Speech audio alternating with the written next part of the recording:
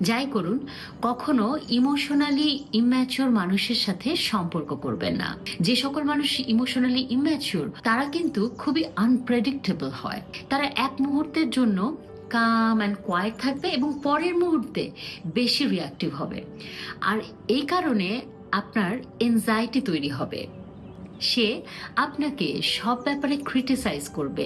আপনি এটা কেন করছেন, আপনি ওটা কেন খাচ্ছেন, সেভাবে কেন চলছেন, ওটা কেন পড়ছেন। এ কারণে আপনার সেলফ স্টিম ইরোড হতে থাকবে। এরা সব সময় অ্যাটেনশন এবং ভ্যালিডেশন চায়।